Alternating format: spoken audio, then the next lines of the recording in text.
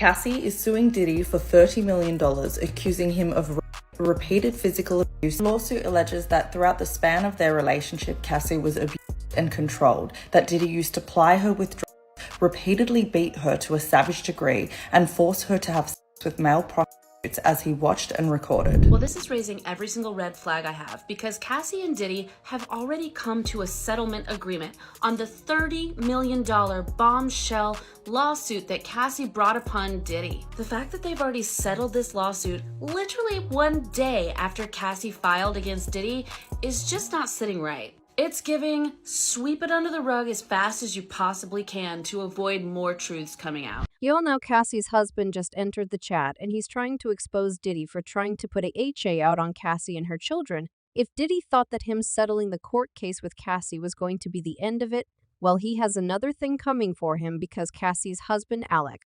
Fine is not about to let it go that easily, because he is now fighting back at Diddy. Alex just came out to reveal that the reason Cassie dropped the lawsuit is that Diddy threatened to hurt her and the kid.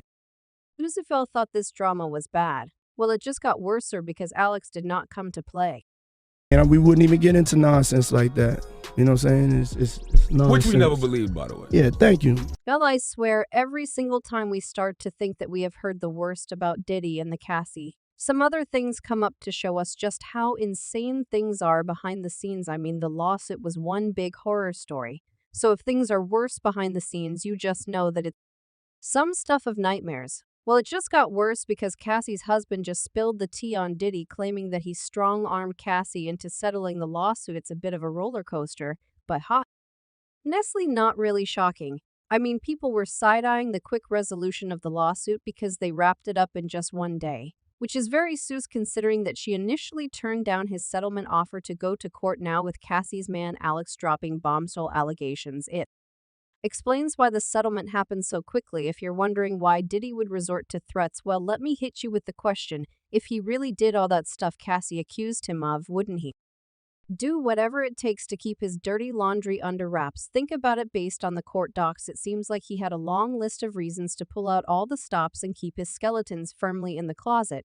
And when I say the allegations are crazy, y'all, I'm not throwing that word around lightly, because these allegations expose Diddy for being a straight villain. You know, the kind of villain that you see in movies and have horrible nightmares over. The laws claimed that Diddy allegedly essayed Miss Venture in her own home after she tried to leave, and often punched, kicked, and stomped on Miss Venture, resulting in burst lips, black eyes, and bleed. Forced Miss Venture to engage in intimate act with male SSWS while getting off on it, and filming the encounters. Demanded that Miss Venture to carry his arm in her purse just to make her uncomfortable and demonstrate how dangerous he is, and introduced Miss Venture to a lifestyle of excessive alcohol and substance abuse, and required her to procure illicit prescriptions to satisfy his own addictions. It then went on to reveal some examples of just how badly Diddy treated her, and even put hands on her in public. But everyone around him couldn't help her, or were just too terrified of Diddy to help. These beatings were witnessed by Mr. Combs' staff and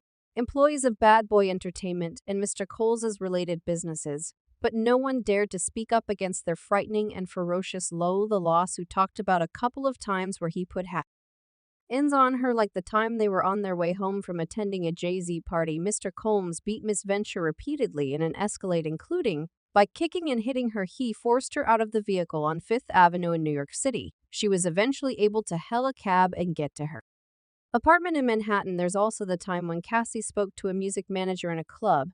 It was nothing serious, just a casual conversation in a club, but Diddy got so mad that when they left the club, Mr. Combs beat Miss Venture, pushing her into a corner of the vehicle and stomping on her face. When the car arrived at Mr. Combs' residence, Miss Venture attempted to run away, but Mr. Combs followed her and proceeded to again kick her in the face. Miss Venture was bleeding profusely and was ushered into Mr. Coles's home, where she began to throw up from the incident. Yo, this just breaks my heart for her. Nobody should have to go through that kind of pain, especially for such a long time. She deserved to be treated way better than that.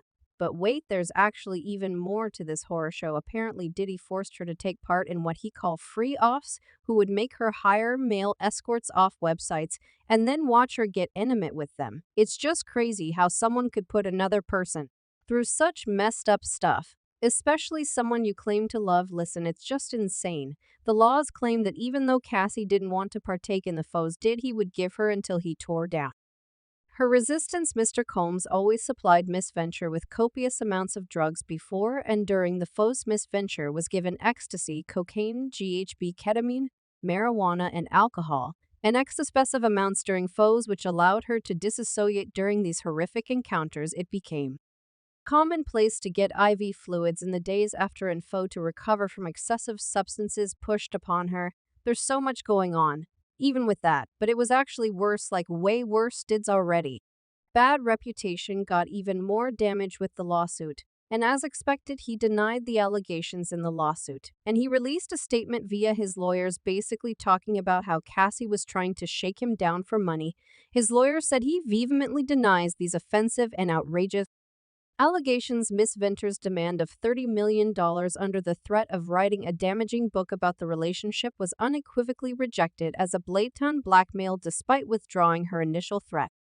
Miss Venture has now resorted to filing a lawsuit riddled with baseless and outrageous lies aiming to tarnish Mr. Coles's reputation and seeking a payday. The interesting part about this is that her lawyer claimed that Diddy actually tried to pay Cassie off before she filed. The lawyer said Mr. Combs offered Miss Venture 8 figures to silence her and prevent the filing of this lawsuit. She rejected his efforts and decided to give a voice to all women who suffer in silence. Miss Venture should be lauded for her bravery. So imagine how shocked we were when Cassie dropped the lawsuit and settled with Diddy only a day after she filed. She released a statement saying, "I've decided to resolve this matter amicably on terms that I have some level of control. I want to thank my fans and lawyer for their unwavering support." Did he also release the statement where he said, "We have decided to resolve this matter amicably. I wish Cassie and her family all the best. Love." Now, there was a lot of talk in the media amongst fans about how Cassie was just a ED after the money and how she shouldn't have settled the lawsuit before it went to trial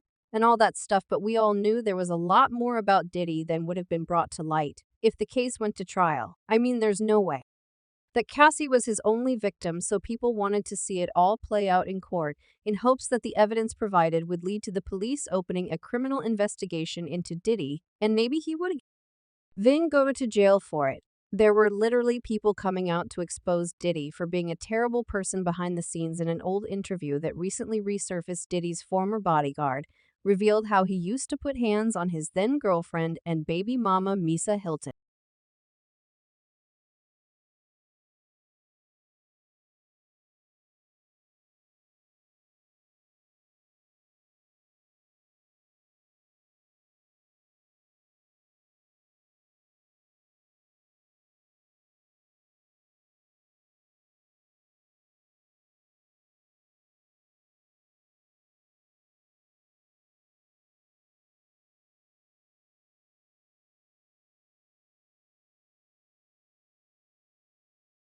Jenna Juan also revealed that Diddy used to put hands on her in the beginning, like the first 3 and 1/2 years he was. I mean, like the first 4 months he was really nice, but then after that he started being, and so like I say, like the first 3 and 1/2 years he was like mean to me. So when you say mean, describe it.